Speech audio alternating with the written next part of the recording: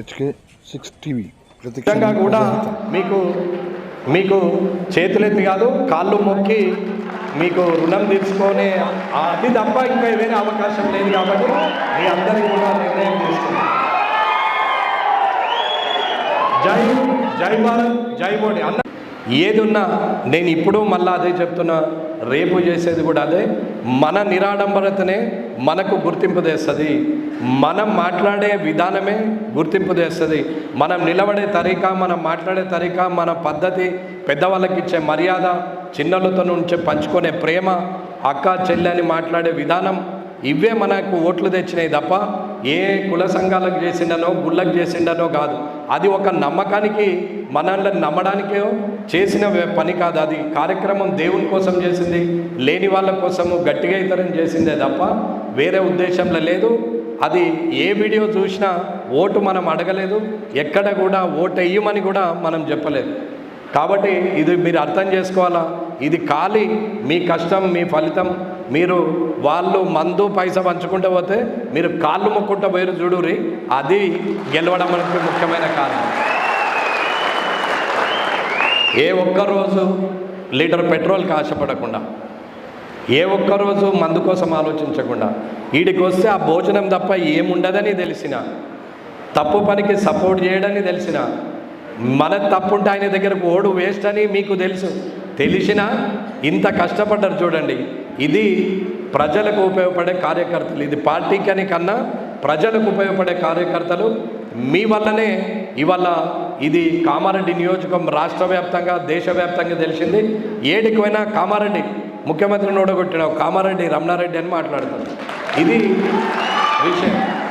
అది వాళ్ళిద్దరికి రాకుంటే 119లో మనం 50,000 మెజార్టీతో గెలిచినా కాదు, 60-70 ఎక్స్పెక్ట్ చేసి పని చేసినా కానీ వీళ్ళ చుట్ల అది మనకు 7-8కి వచ్చింది. ఖచ్చితంగా హయ్యెస్ట్ మెజారిటీతో గెలవాలనే టాస్క్ మీద పనిచేసినాం. కానీ వీళ్ళిద్దరు వస్తారనేది తర్వాత తెలిసింది. అయినా గెలుస్తున్నామనే నమ్మకం ఏంటి అంటే మనం అంత పెద్ద పని గట్టిగా చేసుకుంటూ కూర్చున్నాం కాబట్టి వీళ్ళతోనైనా గెలవగలుగుతామనే నమ్మకం మనకుండే. నాకే కాదు నమ్మకం ఉన్నది, ప్రతి ఒక్కరి ముఖంలో ఖచ్చితంగా గెలుస్తామనే నమ్మకం ఉంటుండే. మీరు వచ్చి నాతో మాట్లాడేటప్పుడైనా మీ ఊర్లో నేను వచ్చి పర్యటన చేసిన నేను మీ ముఖాలే చూస్తుంటే, ఎందుకు చూస్తుండని మీరు అనుకుందరు కానీ మీ ముఖంలో గెలుస్తామనే నమ్మకం ఉందా, లేకుంటే వాడు బెదిరిస్తుండే వీడు బెదిరిస్తుండే వాడు పైసలు ఇస్తుండే వీడు మంది ఇస్తుండే అనే ఆలోచన గిట్ట ఏమన్నా ఉందా అని చూస్తుండే. అట్లేం లేదు, మీరే ఖర్చు పెట్టి మీరే ఎదురు తిరిగి మీరే నడిపించినటువంటి వ్యక్తులు మీరు. ఇటువంటి కార్యకర్తలకు ఏమి ఇచ్చినా రుణం తీర్చుకోలేము. ఈ జన్మలో ఆ రుణం తీర్చుకునే అవకాశం రావాలని కోరుకున్నా ఆ రుణం మాత్రం తీరదనే చెప్తున్నాం. ఎందుకంటే ఏ అవకాశం వచ్చినా మళ్ళీ మీ వల్లనే వస్తుంది కాబట్టి రుణం పెరుగుడే తప్ప తరిగే పరిస్థితి లేదు. కాబట్టి మీ రుణం తీర్చుకునే అవకాశం కూడా అంత స్థాయి అంత ఉన్నా ఏ స్థాయి అన్నా మీరు పెట్టిన భిక్షే కాబట్టి మీరు ఇచ్చినటువంటి సహకారమే కాబట్టి మీ కష్ట ఫలితం కాబట్టి ఆ రుణం తీసుకునే అవకాశం నాకు ఈ జన్మలో రాదు. నేను మీతో ఉండడమే నా అదృష్టమని ఎన్నోసార్లు చెప్పిన, ఇది మనస్ఫూర్తిగా మీ బలమే నా బలం తప్ప వేరే బలమేం లేదు. ఇంత మొండిగా ఉంటాడేంది, ఒక్క సీనియర్ లేడు, ఒక్క ఎక్స్పీరియన్స్ ఉన్నోడు లేడు, గీ పిల్లల్ని పట్టుకొని తిరిగితే అవుతుందా, గీలు రాజకీయం తెలని పట్టుకొని తిరిగితే అవుతుందా అనేది ఎంతోమంది అన్నారు. ఇంట్లో కూడా మీరు కొందరిని జాయిన్ చేసుకుందామే, ఊర్లలో సీనియర్లను మాజీలను తాజాలను ఏదో చెప్పారు కానీ ఏది అవసరం లేదని చెప్పినాం. ఎవ్వరు అవసరం లేదన్నాం.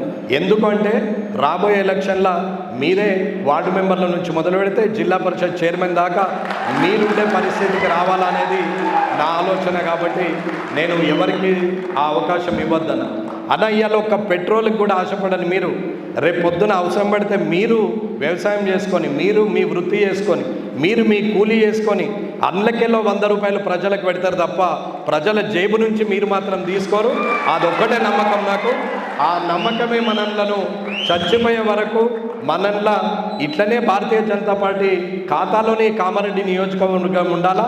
నేను పోయినా మీరు పోయినా మీ మునిమన్మన్లు వచ్చినా ఈ కామారెడ్డి నియోజకవర్గం భారతీయ జనతా పార్టీ ఖాతాలనే ఉండేటట్టు మనం పనిచేయాలా.